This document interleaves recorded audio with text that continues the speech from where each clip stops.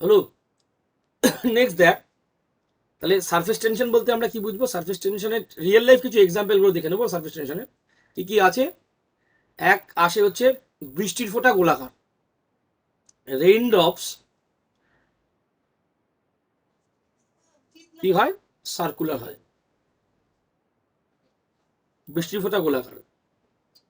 Second surface টেনশনের example যেটা আসে পরীক্ষায়, সেটা হলো জলে ওয়াটারের উপরে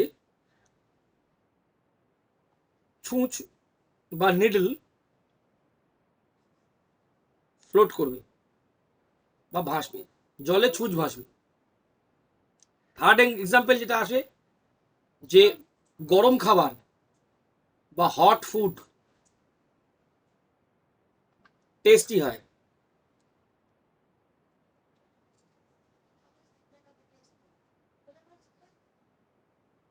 হচ্ছে গরম খাবার টেস্টি হয়। নেক্সট কি হচ্ছে?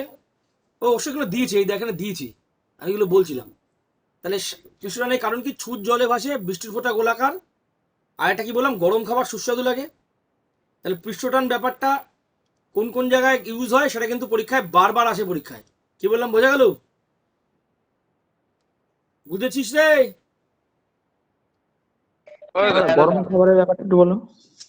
সাবান দিলে হচ্ছে পিস্টন কমে যায়, আর হচ্ছে এগুলো পরের গুলো কি পিস্টনের কি উদাহরণ নাকি? হ্যাঁ, পৃষ্ঠটানের জন্য এইসব কাণ্ড ঘটে। এগুলো পিস্টনটা বলতে মানে ওপরের একদম মানে ওপরের যে মানে কি বলবো, যখন একটা একক ক্ষেত্রফলের উপরে ভিসকসিটি কাজ করে তখন তাকে সারফেস টেনশন বলে। বিক্রম সারাভাই স্পেস সেন্টার, এটা ত্রিবান্দামে অবস্থিত। ত্রিবান্দামের বর্তমান নাম তিরুবনন্তপুরম। এইবার হচ্ছে পরের পয়েন্ট এক, বলছে কোনো বস্তুকে নিরক্ষরেখা থেকে দুই প্রান্তের দিকে নিয়ে গেলে, মনে কর নিরক্ষরেখার ইংরেজি হচ্ছে ইকুয়েটার। এই কোশ্চেনটা ডিসকাস করা যাক এখানে, অন্য কলেজে ডিসকাস করি, বুঝতে সুবিধা হবে। এইটা ডিসকাস হবে। এই হলো আমাদের আর্থ, এই হলো ইকুয়েটার। বলছে কোনো বস্তুকে নিরক্ষরেখা থেকে দুই প্রান্তের দিকে নিয়ে গেলে, একটা এদিকে নিয়ে গেলি বা একটা এদিকে নিয়ে গেলি, বলছে সেই বস্তুর ওজন ধীরে ধীরে বাড়তে থাকবে। তাহলে নিরক্ষরেখা থেকে বা ইকুয়েটার থেকে যদি আমরা পোলের দিকে যাই, তাহলে ওয়েট কি হবে? ইনক্রিজ করবে। মনে রাখবি দুটো পোলেই কোনো কিছুর ওয়েট কিন্তু ম্যাক্সিমাম, মনে থাকবে।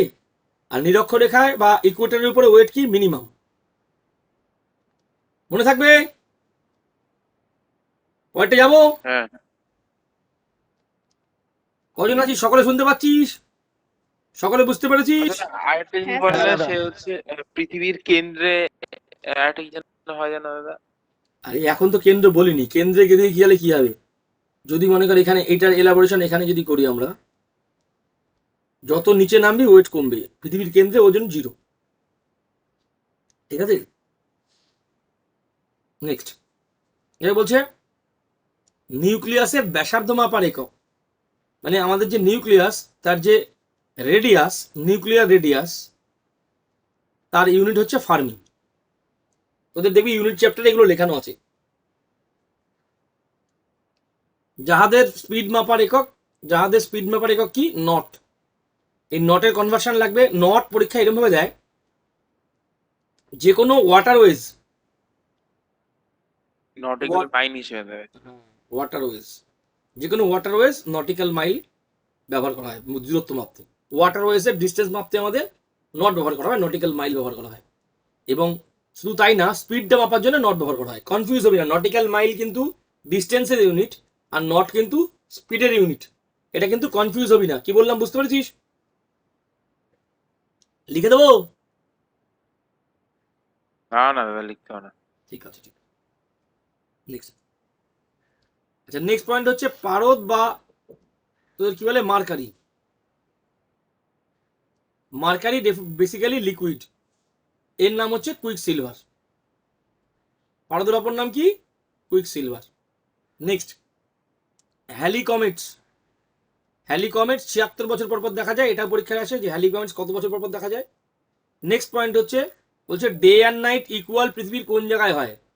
ডে অ্যান্ড নাইট ইকুয়াল হয় পৃথিবীর ইকুয়েটারে, ডে অ্যান্ড নাইট বোথ আর ইকুয়াল। নেক্সট পয়েন্ট দেখ, 28 ফেব্রুয়ারি ন্যাশনাল সায়েন্স ডে।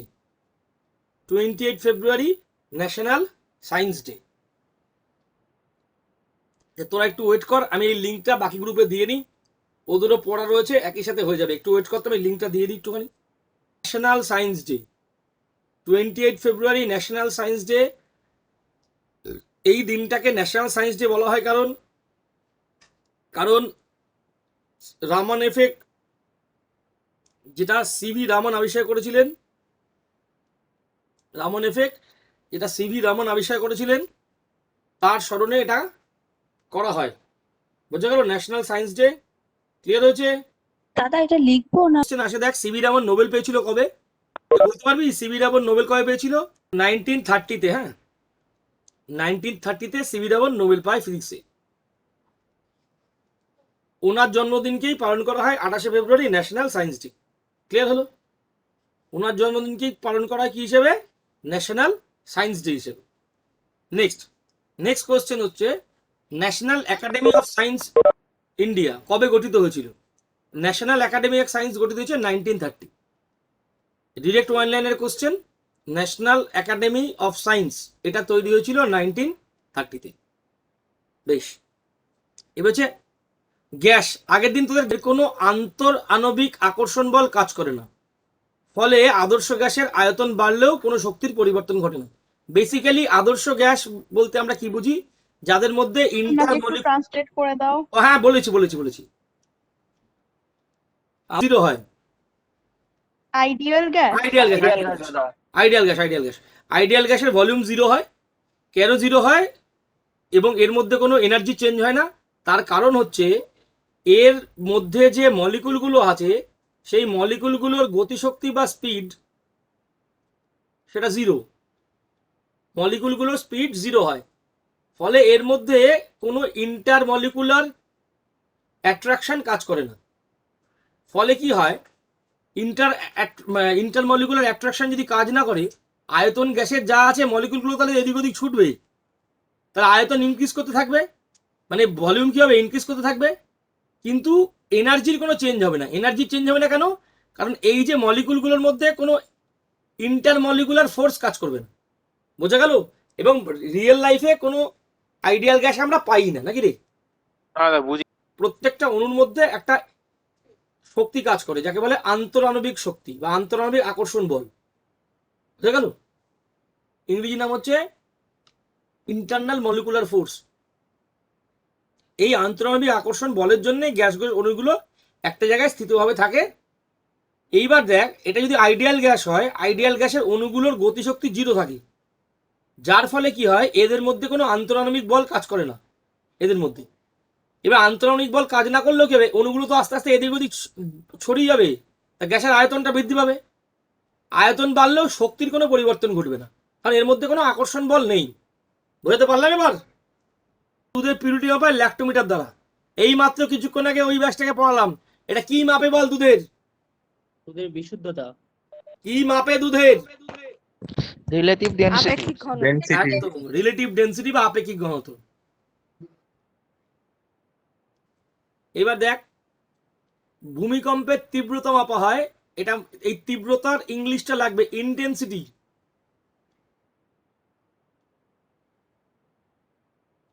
তাহলে ইন্টেন্সিটি অফ আর্থকোয়েক এটা মাপা হয় রিক্টার স্কেল দ্বারা।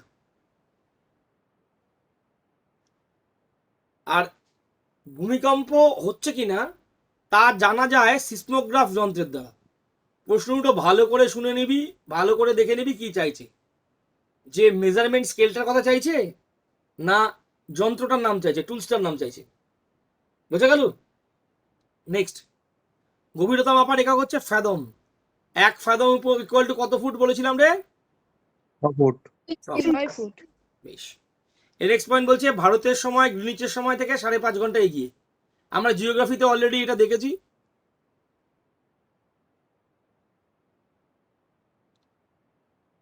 এইরকম ভাবে 0 ডিগ্রি থেকে টোটাল এদিকে 180টা, এদিকে 180টা লঙ্গিটিউড আছে, নাকি রে?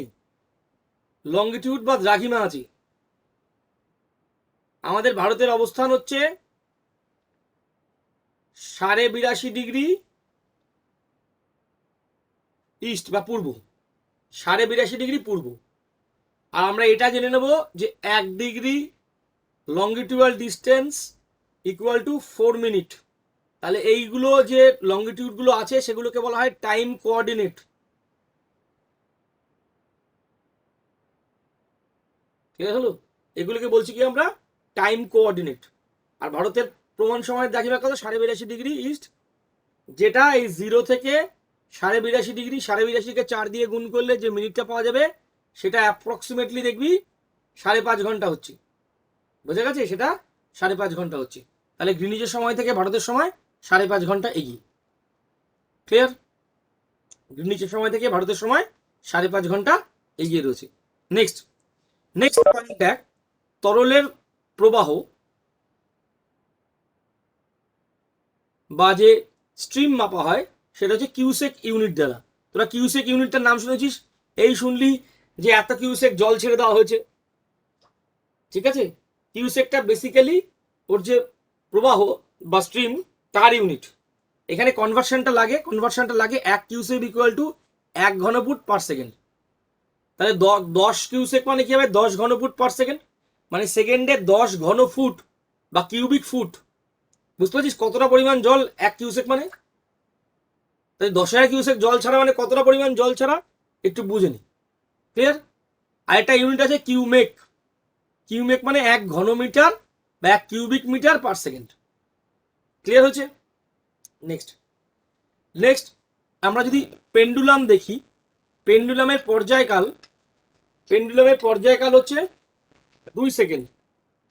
পেন্ডুলাম থেকে কি কি প্রশ্ন আসে এখানে একবার পেন্ডুলাম সংক্রান্ত বিষয়গুলোকে কালিটা চেঞ্জ করলে সুবিধা হবে। পেন্ডুলাম আর কেন্দু পাল অ্যাডমিট, ঠিক আছে। এইখান থেকে পেন্ডুলাম, এই টোটাল টাইমটা লাগছে পেন্ডুলামে 2 সেকেন্ড। এইবার দেখ পেন্ডুলাম থেকে যে কোশ্চেন গুলো আসে,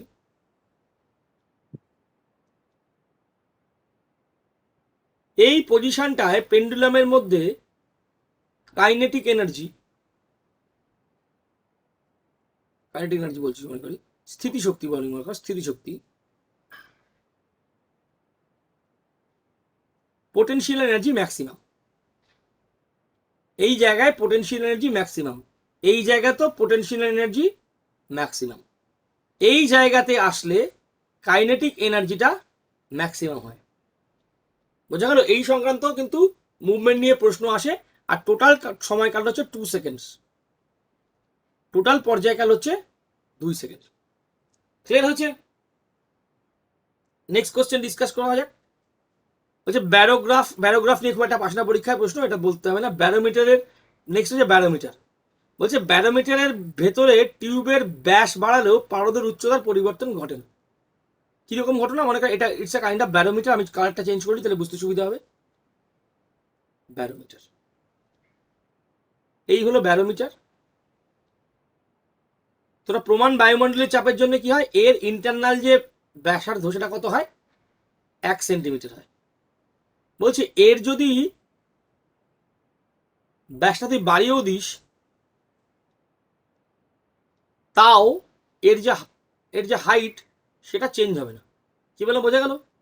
আমরা যদি ব্যারোমিটারের ব্যাসটা হ্যাঁ রেডিয়াসটা যদি ইনক্রিজ করে দিই তাহলে কিন্তু এর যে হাইট সেটা কিন্তু চেঞ্জ হবে না। বোঝা গেছে? এবার দেখ ব্যারোমিটার কে আবিষ্কার করেছে? টরিসেলি।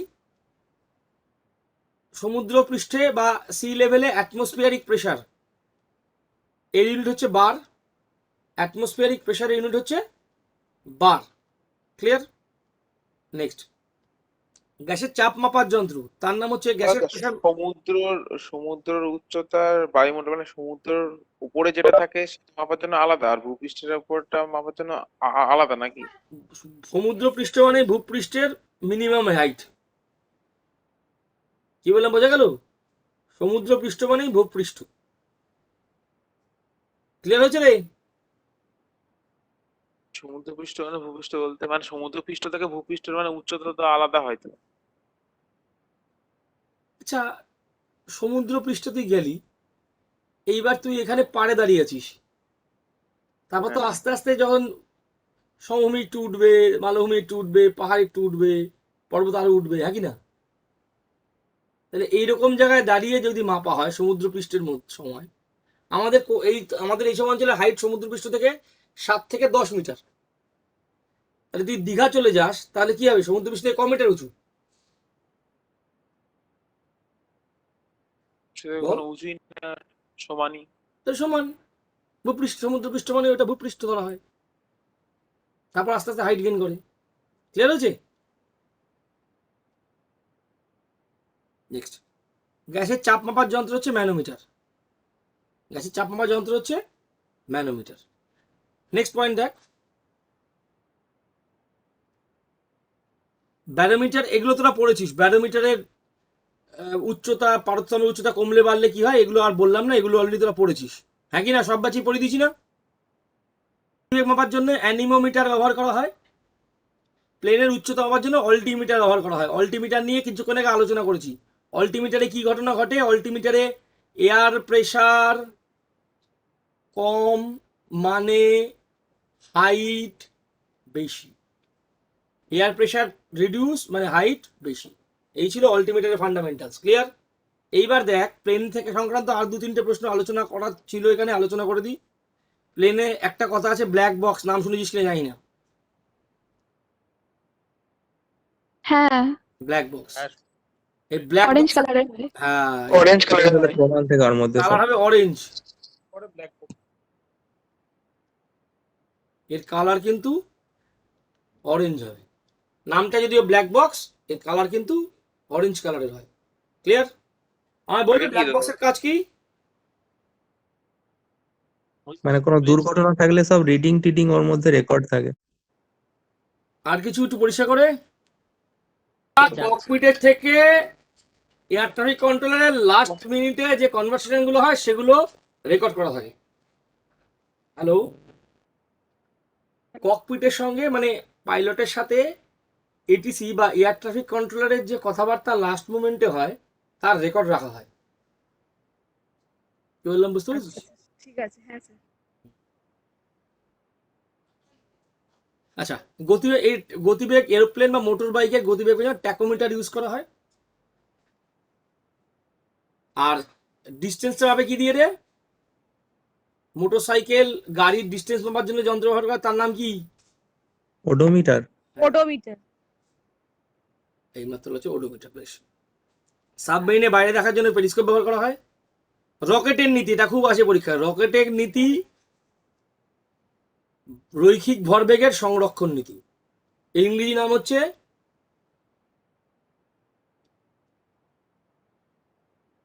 Liner momentum.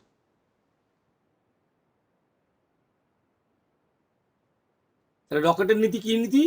লাইনার মোমেন্টামের নীতিতে চলে, বা রৈখিক ভরবেগের সংরক্ষণ নীতি চলে। নেক্সট, পরের পয়েন্ট দেখ, পৃথিবীর চারপাশে আবর্তনরত কোনো মহাকাশযানের ভেতরে থাকা মহাকাশচারী ওজন শূন্য বোধ করবে। কারণ মানে তার মানে কি দাঁড়াচ্ছে, যদি এই আর্থ হয়, এই আর্থের চারিদিকে যে স্যাটেলাইটটা থাকছে তার মধ্যে যদি কোনো মহাকাশচারী থাকে, তাহলে উনি ওজন ওনার 0 বোধ করবে। তার কারণ কি হচ্ছে? অভিকর্ষজ বল সেক্ষেত্রে প্রয়োজনীয় অভিকেন্দ্রিক বল হিসেবে ব্যবহার হবে, যেটা মহাকাশযানের সঙ্গে আবর্তনত অবস্থায় থাকবে। তার মানে কি, এই যে অভিকর্ষজ বল, সেটা এই টার্নিং নেওয়ার জন্যে এই সবসময় তো ভেতরে আসার চেষ্টা করবে এটা। আর এটা কি হবে? সেন্ট্রিপেটাল ফোর্স হিসেবে কাজ করবে। জি ইকুয়াল টু সেন্ট্রিপেটাল ফোর্স হয়ে যায়, এটা মনে রাখবি। কোনো মহাকাশযানে যখন পৃথিবীর চারিদিকে ঘুরতে থাকে, G equal to centripetal force হয়ে যায়, মনে রাখবি এটা, তাহলে হবে G equal to centripetal force. Clear হচ্ছে? G equal to centripetal force হয়ে যাবে, যে কারণে কি হবে, ইন্ডিয়া শূন্য বোধ করবে। টেকনিক্যালি এই কথাটাও জানতে চায়। নক্ষত্রের রং প্রকৃতপক্ষে তাদের উষ্ণতার পরিচয়। নক্ষত্রদের রং মানে কালার দেখে টেম্পারেচার বোঝা যায়। এটা আমি লিখে দিয়েছিলাম, মনে পড়ে? লিখে দিয়ে দাও, ইয়েলো, রেড, ব্লু। টেম্পারেচার এই থেকে এদিকে ইনক্রিজ করছে, বুঝতে পেরেছিস? ইয়েলো, তারপর রেড, তারপর ব্লু। ব্লু কালারের নক্ষত্র সবচেয়ে বেশি টেম্পটেড হয়। ক্লিয়ার আছে? নেক্সট, পরের প্রশ্ন বলছি। বলছে যদি কোনো বস্তুর উপর বল খুব অল্প সময়ের জন্য প্রয়োগ করা হয়, সেক্ষেত্রে সেই বল ও কার্যকরী সময়ের গুণফলকে বলের ঘাত বলে। এটাকে ইম্পালস বলে। এখান থেকে খুব একটা প্রশ্ন আসে না, ইম্পালস নিয়ে খুব একটা প্রশ্ন আসে না, এটা খুব একটা দরকার নেই। ভরবেগের পরিবর্তন ঘাতের সমান, এখানেও দরকার নেই, ঘাতের দরকার নেই এগুলো। এখানে চলে আয়, হাইড্রোমিটার দ্বারা আপেক্ষিক ঘনত্ব নির্ণয় করা হয়। অলরেডি আলোচনা করেছিলাম কিছুক্ষণ আগে, হাইড্রোমিটার দ্বারা আপেক্ষিক ঘনত্ব। আর দুধ থেকে ক্রিম আলাদা করার জন্য অভিকেন্দ্রিক বল বা সেন্ট্রিফিউগাল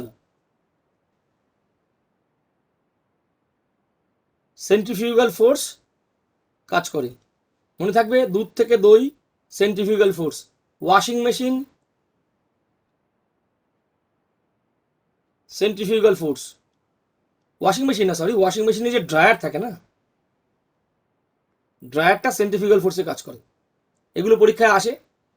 নেক্সট পয়েন্ট বলছে যে একটা ফাঁপা পাইপ দিয়ে, মনে কর এই একটা পৃথিবীর মধ্যে এরকম মাঝখান দিয়ে ফাঁকা পাইপ দিয়ে ফুটো করে দিলি।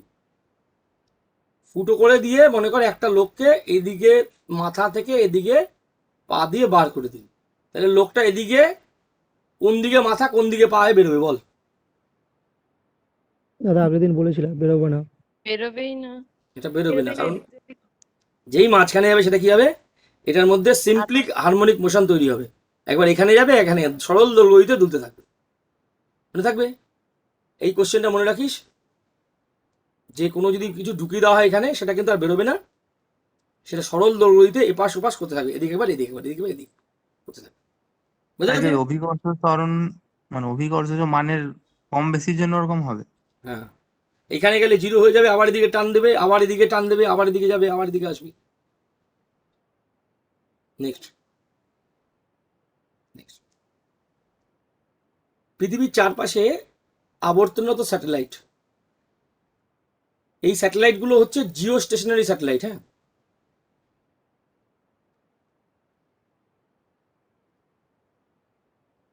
জিও স্টেশনারি স্যাটেলাইট এগুলোকে স্থাপন করা হয় আর্থের সারফেস থেকে 36,000 কিলোমিটার উপরে। 36,000 কিলোমিটার উপরে জিও স্টেশনারি স্যাটেলাইটগুলোকে স্থাপন করা হয়। আর এর আবর্তনকাল পৃথিবীর একবার আবর্তনকালের সমান হয়। মনে থাকবে বিষয়টা। এই জিও স্টেশনারি স্যাটেলাইটগুলো কি হয়? পৃথিবীর আবর্তনকালের সমানভাবে ঘুরতে থাকে। যেমন মনে কর টেলিভিশন বা টেলিনেটওয়ার্ক, টেলিনেটওয়ার্কের জন্য জিও স্টেশনারি স্যাটেলাইটের দরকার। যে কারণে দেখবি তোর বাড়ি থেকে আবর্তনকাল মানে কি? হ্যাঁ? আবর্তনকাল মানে কি? এর রেভলিউশন এর রোটেশনের ইকুয়াল। এর রোটেশন এর রেভলিউশন ইকুয়াল হয়। ঠিক আছে? বোঝা গেল রে? ইয়েস দাদা। অর্পিতা বুঝতে পেরেছিস? হ্যাঁ হ্যাঁ ওকে, চল। বুঝেছি। নেক্সট, না হলে কি হবে, তোর বাড়িতে একটা মনে করে অ্যান্টেনা লাগানো আছে। এবার যদি স্যাটেলাইটটা যদি পৃথিবীর সঙ্গে যদি ইকুয়ালি না মুভ করে, এইখান থেকে এখানে এলি, ও যদি এই পর্যন্ত না আসে, তোর অ্যান্টেনা একবার এদিক ঘোরাতে হবে আর ওদিক ঘোরাতে হবে। ছাদে উঠে এদিক ওদিক ঘোরাবি শুধু অ্যান্টেনা লাগাতে। বুঝতে পেরেছিস কি কন্ডিশন হয়েছে? চল পরেরটা বলি। বলছে কোনো বস্তুকে তরলের মধ্যে ফেলে দিলে সেই তরলের সান্দ্র বল বস্তুকে বাধা দেয়, মানে ভিসকসিভ যে ফোর্স সেটা সেই বস্তুটিকে বাধা দেবে, যার ফলে কিছুক্ষণ পর বস্তুটি নির্দিষ্ট গতিবেগে পড়তে থাকবে, যাকে বলা হয় টার্মিনাল ভেলোসিটি। দেখ কি ঘটনা ঘটবে। দেখ, মনে কর কোনো বস্তু ওপর থেকে জলের মধ্যে পড়লো, একটা বস্তু ওপর থেকে জলের মধ্যে পড়লো। এবার এর মধ্যে যে ভিসকসিভ ফোর্স রয়েছে সেটা কি করবে, একে ওই ফোর্সে নিচে নামতে বাধা দেবে। মানে জলের উপরে যেই ফোর্স নিয়ে তুই নিচে নামিস, জলের তলায় কি সেই ফোর্স নিয়ে নিচে নামতে পারিস? নিশ্চয়ই পারিস না, কম ফোর্সে তলায় ঢুকিস। এর কারণ কি? এর কারণ হচ্ছে ভিসকসিভ ফোর্স অফ দ্যাট লিকুইড। এই তরলের এই অঞ্চলের সান্দ্র বল কি হবে, একটা নির্দিষ্ট গতিবেগে পড়তে থাকবি। দেখবি সিনেমায় দেখায়, দেখবি যে নায়ক বা নায়িকা জলের মধ্যে পড়ে ডুবে যাচ্ছে, পড়ে দেখবি ওর গতিবেগটা স্লো হয়ে গেল এবং খুব ধীরে ধীরে একই গতিবেগে ও পড়ছে, একটা নির্দিষ্ট গতিবেগে চলা যাচ্ছে। খেয়াল করেছিস কি? সেটাকে বলছে টার্মিনাল ভেলোসিটি। ক্লিয়ার হয়েছে টার্মিনাল ভেলোসিটি কি জিনিস? না দাদা, পয়েন্ট ক্লিয়ার হয়নি। ক্লিয়ার হয়নি? তোকে ধরে একবারে জলে ছুড়ে মারলাম, তুই প্রথমে ধপাস করে জলে পড়বি, যে গতিতে তুই জলে পড়বি, জলের তলায় তুই সেই গতিতে তলায় যাবি না, তোর গতি রুদ্ধ হয়ে আসবে, কমে যাবে। দেখবি জলের তলায় পড়ার পরে একটা নির্দিষ্ট গতিতে তুই আস্তে আস্তে আস্তে আস্তে জলের একদম নিচে চলে যাবি। তাহলে ওই যে একটা ফিক্স গতি তৈরি হলো, তাকে বলছে প্রান্তীয় বেগ বা টার্মিনাল ভেলোসিটি। বোঝা গেল? হ্যাঁ।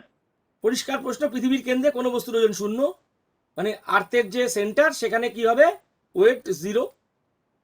নেক্সট বলছে কোনো সরল দোলকের কম্পাঙ্ক চাপে হ্রাস পাবে। এই কোশ্চেনটা এখানে এলাবোরেট করা যাক। বলছে এই একটা সরল দোলক আছে বা পেন্ডুলাম আছে, এর যে কম্পাঙ্ক, এর যদি এয়ার প্রেশার বা কোনো কিছু চেঞ্জ করা হয় তাহলে এর কি হবে? এর যে কম্পাঙ্ক বা ফ্রিকোয়েন্সি সেটা ডিক্রিজ করবে।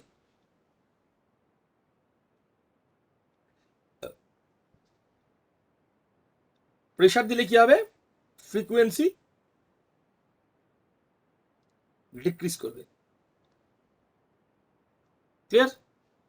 নেক্সট পরের পয়েন্ট দেখি। বলছে ভাসমান বরফের নিচের পৃষ্ঠ থেকে বরফ আগে গলতে শুরু করে, কারণ নিচের পৃষ্ঠে চাপের ফলে গলনাঙ্ক হ্রাস পায়। ডেফিনেটলি প্রেশার দিলে কি হবে? কোনো কিছুর উপরে যদি আমরা প্রেশার ক্রিয়েট করি তাহলে তার মেল্টিং পয়েন্ট কি হবে?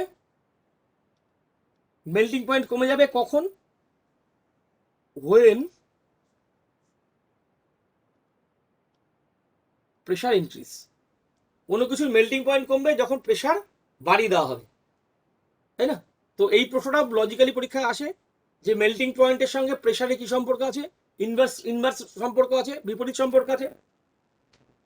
প্রেশার বাড়িয়ে দিলে মেল্টিং পয়েন্ট কমে যাবে। ঠিক আছে? ফোন দেখে মেল্টিং পয়েন্ট যদি কমে কখন কমবে? যখন প্রেশার ইনক্রিজ করা হবে। নেক্সট তা সাই ভাই কি হবে? তলায় মনে কর একটা এত প্রেশারের বরফ আছে, এখানে চাপ বেশি, সেগুলো গলতে শুরু করছে। বোঝা গেছে? আবার আইসক্রিম ভাবিস না, আইসক্রিম কিন্তু ওপর নিচ তলা একসাথে গলতে শুরু করবে। এটা কি জানিস যে তোরা ভাবিস যে আইসক্রিমের তলাটা আগে খেতে হয়, তা বলিস না কেন তলা আগে খেতে হয়? হ্যাঁ দাদা। কেন আগে তলার দিকটা আগে খাবি কেন বল? এখানে কি আগে বেশি গলে? এখানে বেশি গলে না, এই যে গলছে এগুলো এসে সব এখানে জমা হচ্ছে। সারফেস এরিয়ার জন্য। হ্যাঁ হ্যাঁ হ্যাঁ, সারফেস এরিয়া বেশি বলে। একমাত্র কারণ সারফেস এরিয়া, সরি একমাত্র কারণ সারফেস এরিয়া না, ওপর থেকে সবগুলো এসে এখানে জড়ো হচ্ছে গলে গলে। বুঝতে পেরেছিস? আর এর মধ্যে মনে কর গলে গেলে ওর মধ্যে তো ল্যাটেন্ট হিট চেঞ্জ হচ্ছে। ল্যাটেন্ট হিট চেঞ্জ হচ্ছে মানে ল্যাটেন্ট হিট বেশি আছে। সেই ল্যাটেন্ট হিটের যে লিকুইড সেটা যদি এই অঞ্চলে লেগে যায় তাহলে এই অঞ্চলে কি হবে? আরো বেশি পরিমাণে হিট জেনারেট হবে, ওই জন্য এগুলো তাড়াতাড়ি গলে। বোঝা গেল? হ্যাঁ দাদা। ওই জন্য আইসক্রিমও তলার দিকটা খেতে হয়। নেক্সট পরেরটা,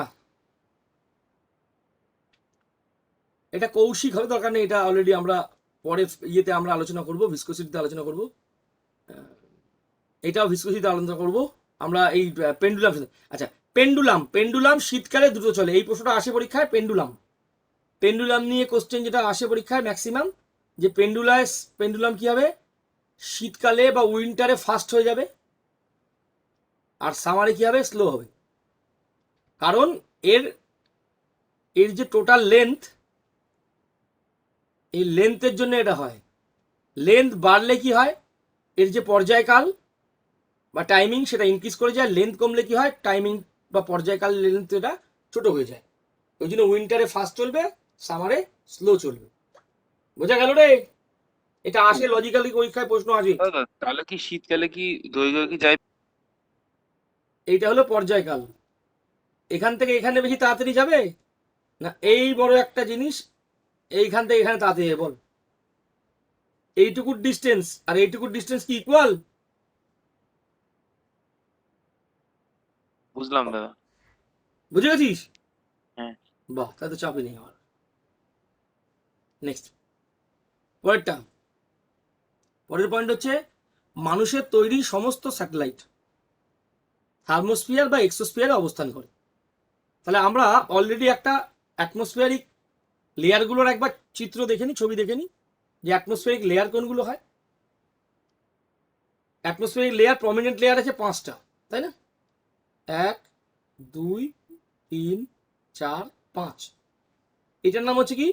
ট্রপোস্ফিয়ার। এটার নাম কি? স্ট্র্যাটোস্ফিয়ার। এর নাম কি?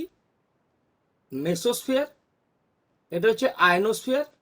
এটা হচ্ছে এক্সোস্ফিয়ার। এইবার দেখ এর মধ্যেখানে কোথায় কোথায় কোনটা বিলং করে একবার জাস্ট আলোচনা করে দেখ। এই যে মেসোস্ফিয়ার, আয়নোস্ফিয়ার বা আয়নোস্ফিয়ার, এক্সোস্ফিয়ার, এই অঞ্চলে আর এই অঞ্চলে থাকে থার্মোস্ফিয়ার। থার্মোস্ফিয়ার। তাহলে স্যাটেলাইটগুলো কি হবে? হয় এক্সোস্ফিয়ারে থাকবে, না হলে এই থার্মোস্ফিয়ারে থাকবে। ক্লিয়ার হলো? বোঝা গেল? পৃষ্ঠ থেকে মুক্তি বেগ, পৃথিবী পৃষ্ঠ থেকে মুক্তি বেগ 11.2 কিলোমিটার পার সেকেন্ড। এই মুক্তি বেগ ইংরেজি হচ্ছে এসকেপ ভেলোসিটি। এই মুক্তি বেগের ইংরেজি হচ্ছে এসকেপ ভেলোসিটি।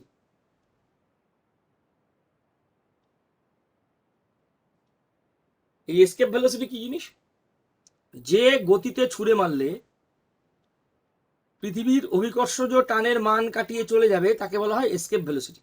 এটা কত? 11.2 কিলোমিটার পার সেকেন্ড। ঠিক আছে, নেক্সট পয়েন্ট বলি। বলছে কোনো একটা জিনিসকে হালকা হোক ভারী হোক একই গতিবেগে পড়বে যদি বায়ুশূন্য মাধ্যমে একসাথে ফেলা হয়। বায়ুশূন্য মাধ্যমে যদি কোনো জিনিসকে একসাথে ফেলা হয় তাহলে একই গতিবেগে একই সাথে এরা ল্যান্ড সার্ফেসকে টাচ করবে। এর কন্ডিশনটা কি হতে হবে? বায়ুশূন্য মাধ্যম হতে হবে, তবেই এটা পসিবল। নেক্সট, ছোটবেলা থেকে পড়ে আসছিস মাস একটা স্কেলার কোয়ান্টিটি আর ওয়েট একটা ভেক্টর কোয়ান্টিটি। এটা নিয়ে আলোচনার কিছু বিষয় নেই। নেক্সট, চাঁদে বায়ুমণ্ডলীয় চাপ নেই। চাঁদে কোনো বায়ুমণ্ডলীয় চাপ বা অ্যাটমসফিয়ারিক প্রেসার থাকে না। তার কারণ কি? বলছে চাঁদে গ্যাসের অণুর আরএমএস গতিবেগ মুক্তিবেগের থেকে বেশি। কি ঘটনা ঘটে দেখ চাঁদের। এক সেকেন্ড দাঁড়া, এক সেকেন্ড একটু হোল্ড করতো, জল খাই। মুক্তিবেগের থেকে আলাদা, এসকেপ ভেলোসিটি কিন্তু আলাদা। এখানে কি হয়, গ্যাসের যে মলিকুলগুলো আছে তার আরএমএস বেগ, পুরোনো আরএমএস বেগ পুরোনো হচ্ছে রুট মিন স্কোয়ার বেগ।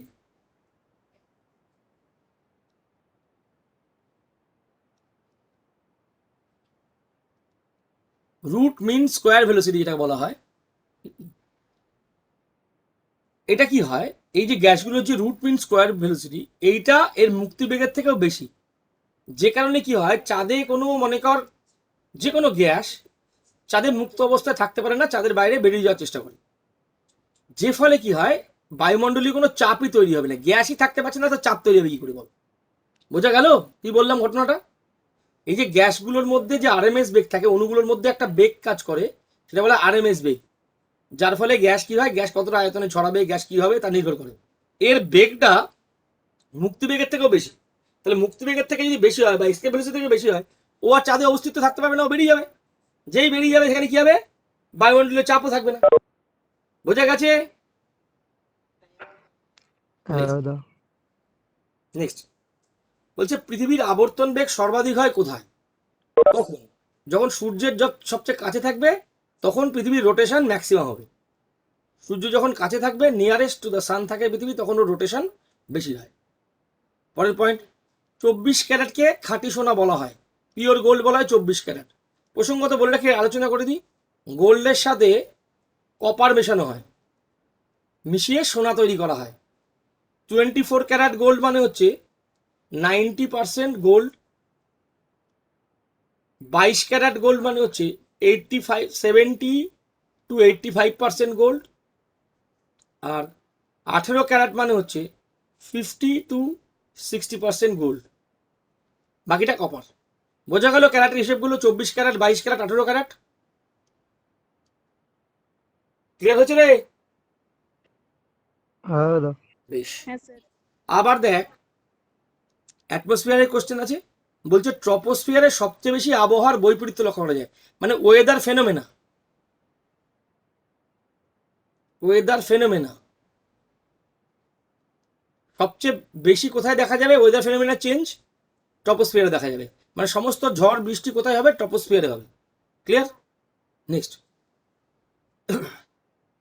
একটি তরলের বিন্দুর ন্যূনতম ক্ষেত্র দখল করার প্রধান কারণই সেই তরলের পৃষ্ঠটান।